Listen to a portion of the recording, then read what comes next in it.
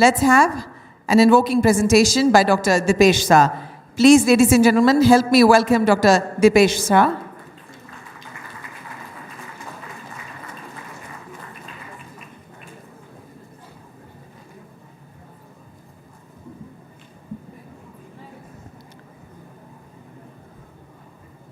Good afternoon, everyone.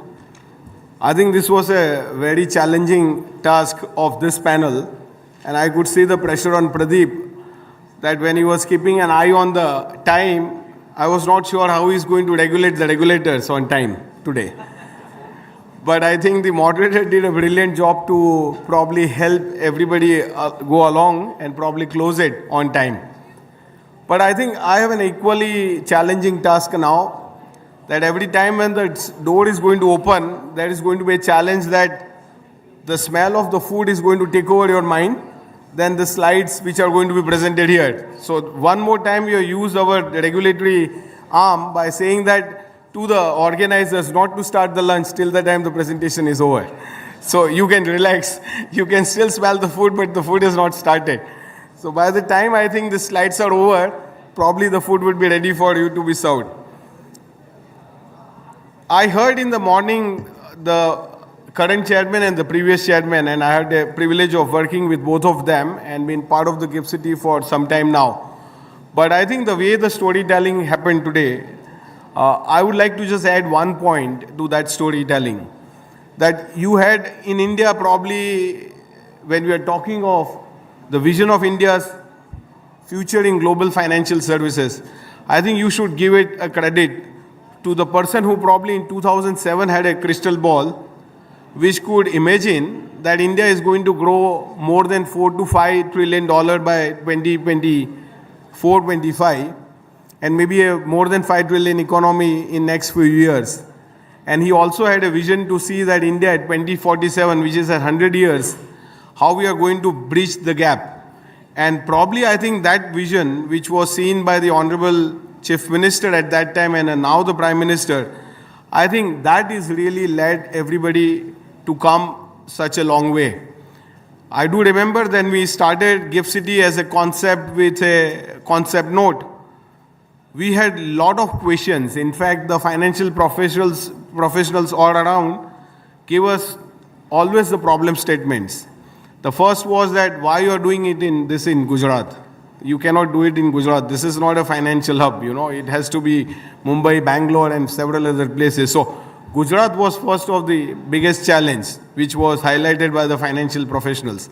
Second, they told us that, look, this is a manufacturing and trading hub. The state of Gujarat is not known for financial and IT services. So you have a challenge to create a financial and IT services ecosystem here.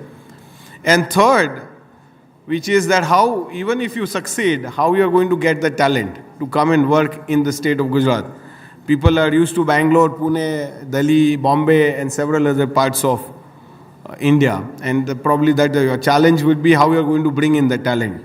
And probably I think if we really fast forward everything to now, which is in the year 2026 and the crystal ball is more clear in the minds and eyes of people who are sitting in this room, I think credit to probably each one of you sitting in this room.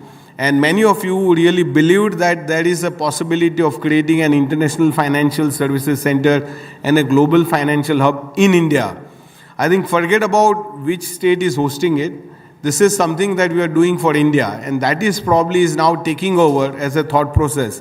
So what was started as probably a leadership in Gujarat and probably thought as an India to make an international financial hub, I think vision is getting more and more broader in terms of what we all are trying to achieve, and everybody I could see is now contributing towards that journey of making India a global financial hub, which is really fascinating. I have a few slides to present. I think I normally use this slide to start with, but I've used this. If you have noticed this slide many times, you probably noticed this. There are now the reverse arrow. We always used to present this arrow going out, which means that for almost decades and probably many years, India's financial services were all moving out, which means that we were doing great amount of work in the finance in India as an economy, but the benefit of the international financial services were all going out. And probably when we are talking of vision and the future of the International Financial Services Center in India, you could now see these arrows are coming back, which means that the financial services which were moving out have started flowing back to India through GIFT City, which is another important milestone probably in the journey of GIFT City, as we are now witnessing, that the people sitting in this room and outside have started believing that what I can do in sitting in Singapore, what I can do sitting in Mauritius, Dubai, maybe London and US, I can do sitting in GIFT very efficiently now. That is probably moving this arrow back into the GIFT City now. And probably GIFT City now represents India's strategic entry into the league of the global financial center, not merely as a participant, but I would really imagine becoming probably a future leader as an international financial services center in few of the segments that we are seeing at GIFT. With this, I think, let us drill into some of the important areas and how the objectives or the vision of the IFFC has been achieved. I think we started, as I said, onshore, what is offshore, and that's probably is really gaining a lot of momentum. And you can see many businesses which have moved out have been brought in, and you can see the slides from now will help you to understand that data as to what is moving in and what has started moving out of GIFT City for a financial center. Second, I think emerge as a very dominant gateway. Probably the vision of the IFFC would not be complete if we don't make it a gateway of inbound and outbound. And that is very important for the IFFC to hold to. You cannot have just one way of money coming in and getting invested into India. We have come to a point that it has to become a very important gateway for outbound also through GIFT City now. We can also look at developing expertise in some of the very niche areas. And you saw on the previous slide that whenever you wanted an aircraft or a ship, people used to go to Dublin or Dubai to take those services from outside. But what we can do and what as a regulatory ecosystem is now doing is bringing these businesses as a niche areas into India. And we really need to build a lot of expertise in this area as we grow. And probably what is the most important, the last but not the least, is to create a very high impactful job opportunities. And probably with the 1.4 billion people, and they say that every fourth person that you meet on the planet is Indian now, we don't have dearths of talent. I think it is only a matter of time that this talent, which is globally mobile, will also become equally mobile to come back to India and probably to its own financial center, contribute to a larger economic growth of India as we move towards 2047.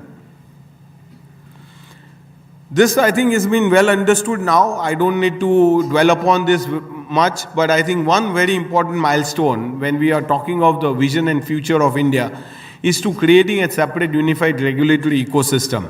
I think that has really probably given a headway of creating a very sound and dynamic ecosystem into the IFFC zone. And the numbers, when you will see that what has happened post 2020 and what was happening before 2020, probably we will be able to recognize the efforts of the government of India to create this unique structure into India through this separate unified regulator. I think we continuously keep benchmarking ourselves and keep looking ourselves to others. When we see where we started at 92 somewhere in March 2021 in the Global Financial Center Index, and we have come down to somewhere 40s now. And if you see the fintech ranking, it has gone down to more than less than 40 now for the IFFC zone. So I think we have continuously seen a momentum in terms of the growth of the financial services center, and this is because of the efforts put in by the people probably present in this room and outside of creating this an ecosystem. But as we say, the vision of GIFT is not to remain a traditional financial center. It has to contribute to much more beyond, and that's what we are seeing in terms of growth here. And we always say that India is the fastest growing major economy, yet its shares in global financial services has been very minimum. Probably, as the earlier chairman said, GIFT is going to bridge that gap. If we are able to now look at how do we start exporting financial services from GIFT City. And as we started in 2007, I think we had one problem statement which the Honorable Chief Minister at that time gave us, that why for India's international business one has to go out. Why can't we be an exporter and probably a producer of those financial services? And that's where we do believe that the IFFC is now able to contribute to, in some extent, that gap is being bridged through this. Probably with the development of GIFT City, we all can very confidently say that the next growth of exports of financial services, and this was McKinsey's report way back in 2007-8, that we were contributing just 5% to the financial services, to the services economy that we had in the GDP, but we will cross 15 to 20% contribution of financial services in the services sector. That potential probably is now very visible, which was not probably visible in 2007-8, that the financial services exports has a potential to actually surpass what India has done through an export of IT services. This is what we should now aim towards, and as a financial center, we are trying to develop this as an export of financial services zone. I think the ecosystem, what you see here, is full of not only banks and insurance and capital market. We have gone much more beyond. I think many times people come to us and say that we want to do this activity, and to our surprise, sometimes we don't have a regulations around those activities. And we ask ourselves, if this has to be done, what needs to be done? And many times the answer comes from the financial institutions like you, is, sir, I can come with a white paper and make this a small presentation. I think thanks to the current leadership and the previous leadership of IFFCA, that we are always remain like a grounded regulator. We always try to learn from what people come to us with, and probably try and figure out if we can come out with a regulation which can help this activity become part of the IFFC ecosystem. Doing that, we have now gone to 35 business segments. We started with 3 business segments: banking, insurance, and capital market.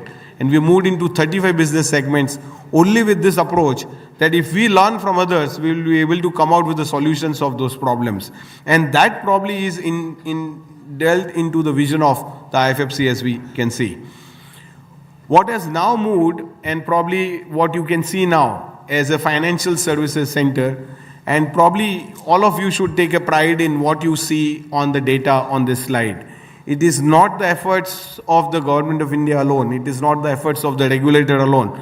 But I think, as Chairman rightly said, that those people who actually took the leap of faith to come to GIFT City with a minimum of regulation, with a lot of uncertainties, with little manpower joining them, and many declining their jobs that I don't want to go to Gujarat, I am better off in Mumbai, Delhi, Bangalore.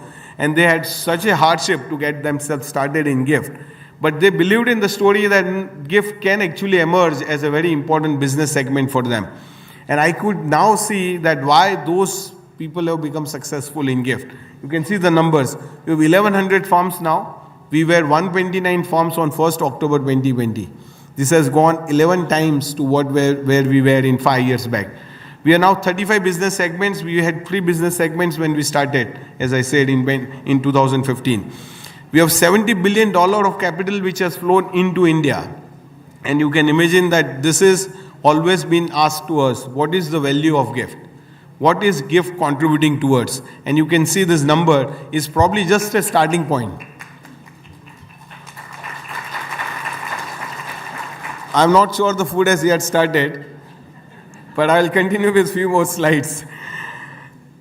And you can also see the main drivers of how this is happening. The large economy which the India represents today, globally designed regulatory architecture that we have, and a very competitive tax regime. I think a lot was talked about a tax regime today, but believe me, friends, I think you have to give the credit to the Department of Revenue or the Government of India to actually go out of their way to make this happen.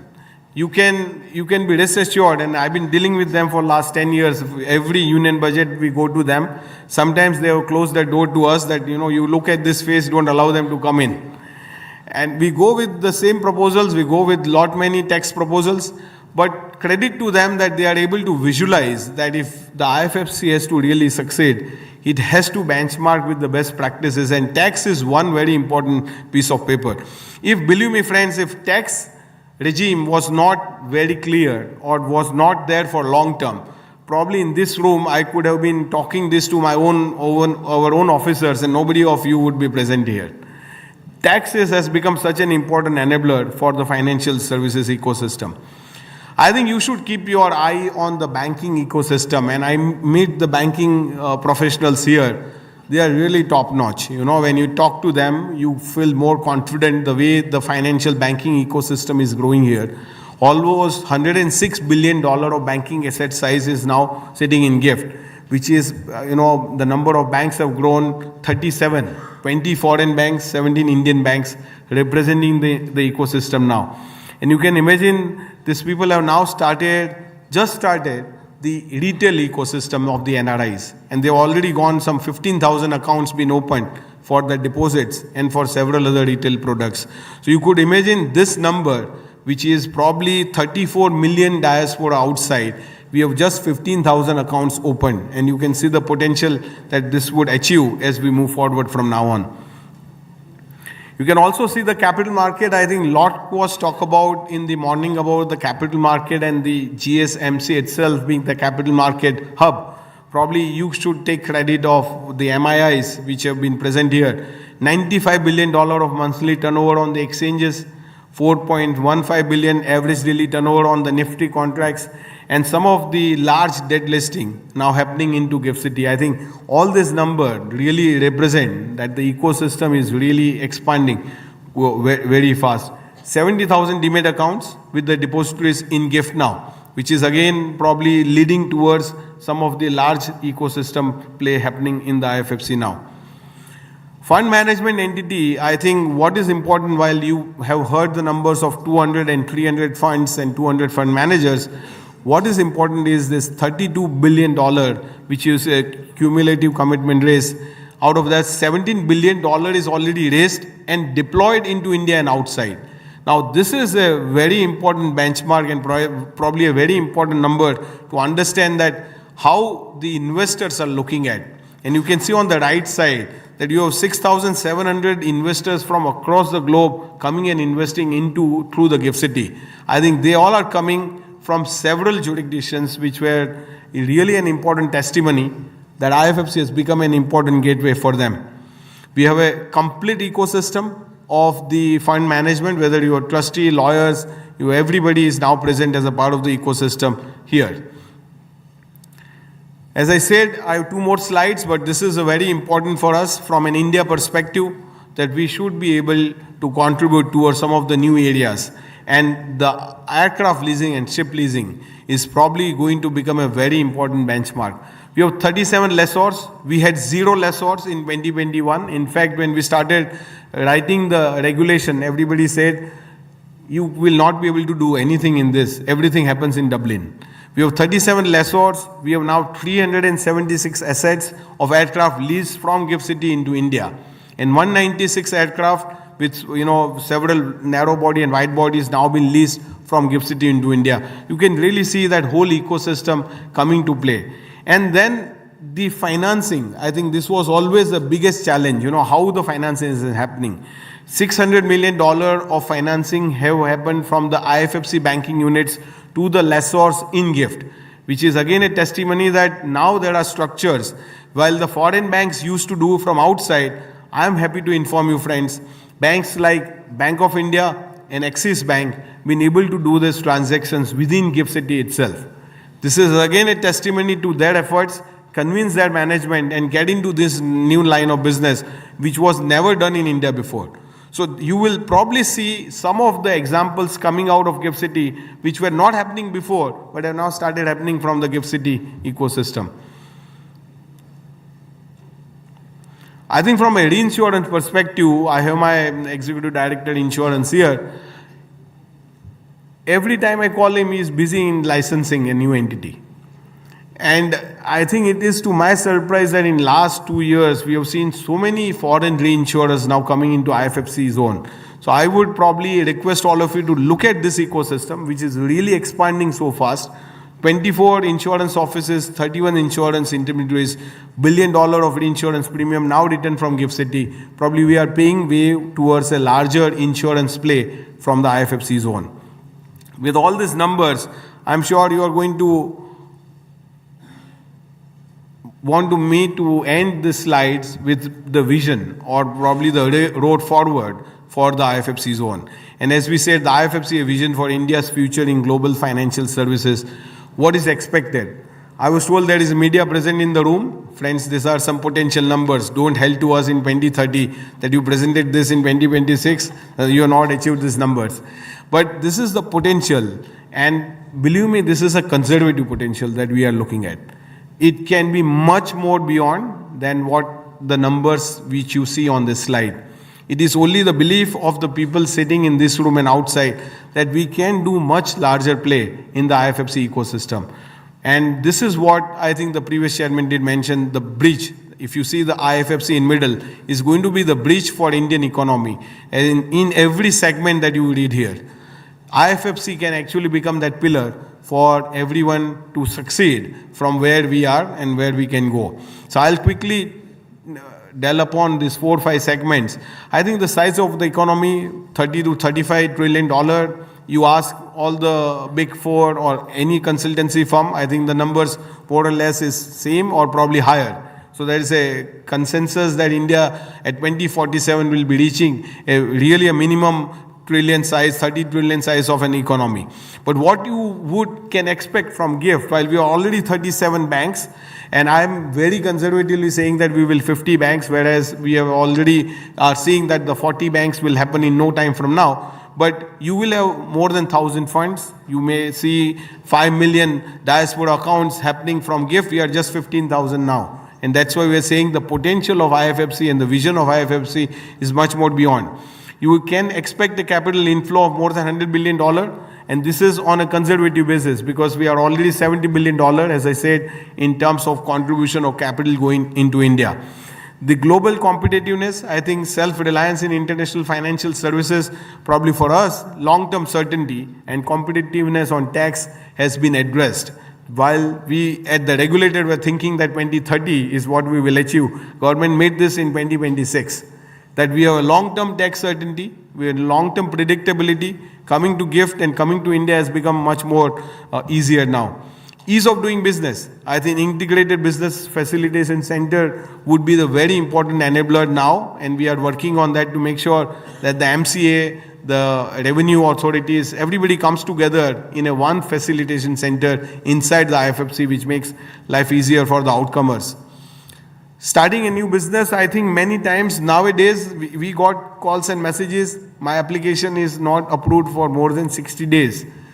And we get surprised, 60 days ही हुआ है ना, अभी 9 months तो नहीं हुआ है, you are sounding like 9 months.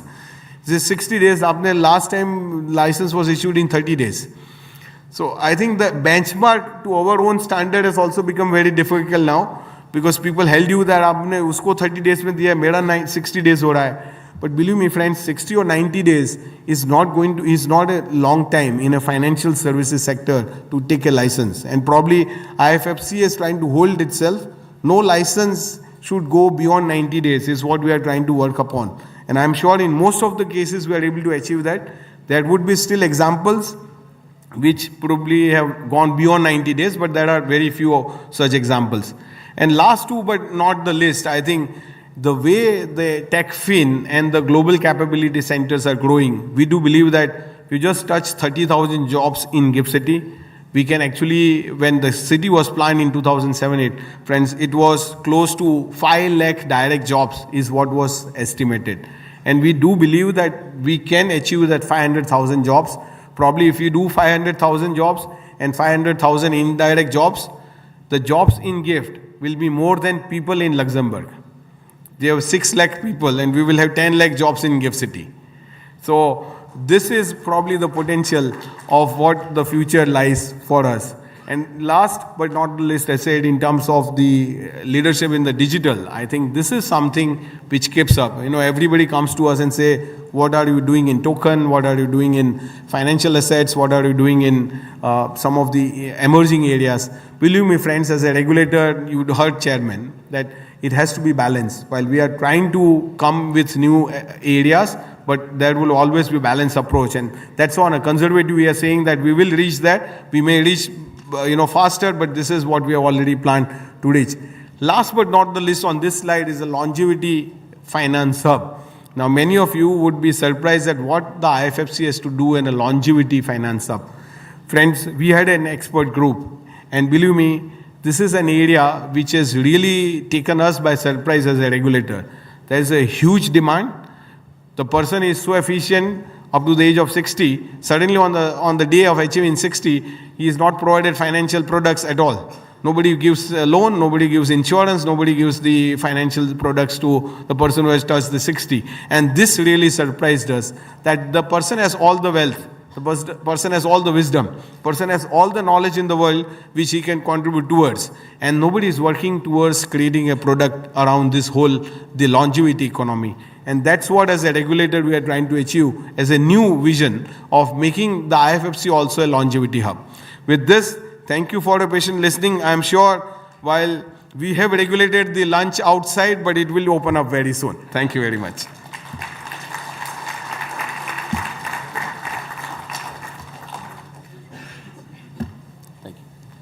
Thank you, sir. You need to hold back. Dipesh, sir, need to hold back. I request Ms. Riddhi Vora from India INX to kindly present the memento to Dr. Dipesh Shah. And thank you for being so humble that you allowed us to have lunch now. Thank you. So, ladies and gentlemen, we can extend a big round of applause. And now you can head for grabbing some proteins and carbs. And we see you over here, sharp at 2:15. Please don't be late. We have a lot in our plate. Thank you so much.